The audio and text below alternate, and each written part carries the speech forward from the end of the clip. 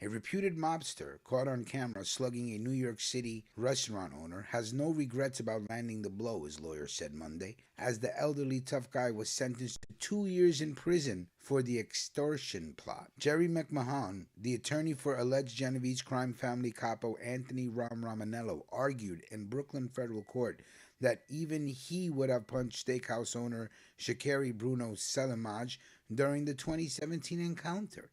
His lawyers think that beyond any shadow of a doubt that Ram has no regrets, and why should he? Romanello, 86, was convicted by a jury in December of 2 counts of extortion for slugging Salamaj in the jaw while trying to collect an $86,000 gambling debt. His lawyer claimed during the week-long trial that Romanello had punched Salamaj in the jaw not as part of a shakedown attempt, but because the owner of the restaurant called him a washed-up Italian with no balls. So what happened is, Romanello had to show the guy that he had some balls.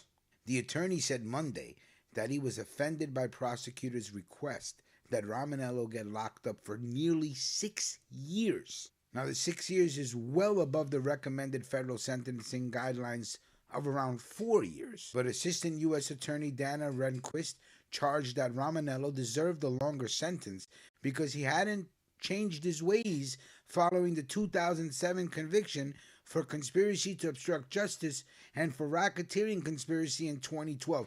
Rehnquist noted to Judge Eric Committee that the accused Goodfella had only served 36 months and 5 days behind bars total for his past convictions, and argued that despite his advanced age, he'll keep partaking in organized crime because he does not understand the offenses he committed. He's 86 years old. What does he have to understand? I mean, what are we doing here? We're sending old people to jail for having fights with other old people. It's not like he broke his jaw, he hurt him. I mean, how hard can an 86-year-old punch? Quote, he can't use his old age as a shield for no punishment, she said, while asking the judge to send a message to other aging alleged captains in La Cosa Nostra by slapping Romanello with a stiffer sentence. The defendant has been told time and time again that he needs to change his life. He doesn't, she added. The alleged mafioso, who was hauled off to a lockup after his conviction, appeared for the hearing with the aid of a walker wearing a short-sleeved tan prison jumpsuit that left his stark forearm tattoos visible. Romanello's attorney tried getting him sprung on house arrest, asking the judge to show mercy for this old guy, despite prosecutors trying to paint the alleged gangster as Satan incarnate. His lawyer also insinuated that Romanello wasn't part of a mob anymore after bailing on the Genovese Christmas party last year, and claimed prosecutors were out to get his client because he'd served as right-hand man to reputed consigliere Anthony Tough Tony Federici, who died in 2022. I don't try to sell what I can't sell, said his lawyer. I don't come in here saying my client is a Monsignor. He is what he is. Prosecutors had argued that Romanello paid Salamaj 3 visits, including the day of the attack, threatening the owner so he would pay off his relative's debt.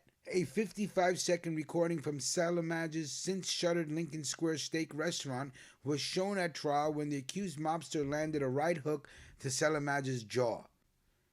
Salamaj testified at the trial that Romanello punched him after he said he wouldn't be able to pay a portion, a $6,000 tab, off of his nephew's brother-in-law's $80,000 debt, which enraged Romanello.